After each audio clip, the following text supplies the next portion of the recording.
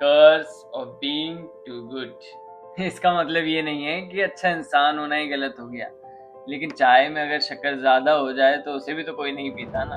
और मेरा मानना ये है कि आज की जनरेशन में हम लोगों ने लोगों को समझने और उनकी गलतियों को जस्टिफाई करने के बीच का डिफरेंस ही भुला दिया है। कोई इंसान अगर कोई गलती करे तो हम उसे गलत कहने से पहले उसके पास्ट में चले जाते हैं कि यार इसके बचपन में ऐसा हुआ होगा, ये इस ट्रॉमा से गुजरा होगा, इसीलिए शायद इसका बिहेवियर ऐसा है। और धीरे धीरे हम उसकी गलती का रीजन ढूंढते ढूंढते उसकी गलती को ही जस्टिफाई करने लग जाते हैं।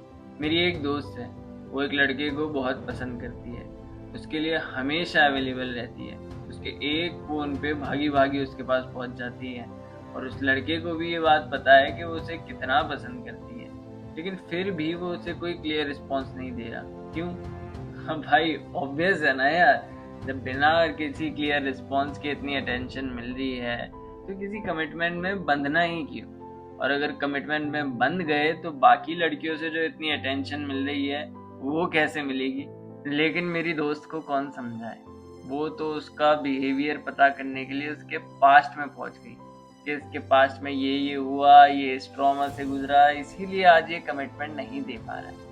अरे भाई, तुम कितने सुनहरे तरीके से अपना ही बेवकूफ बनाने में लगे हो। मतलब अगले लड़के को तो जरा मेहनत करने की जरूरत नहीं है, तुम तो उसके हिस्से का काम ही कर दे रहे हो। और शायद यही कर्ज है बीइंग टू गुड होने का।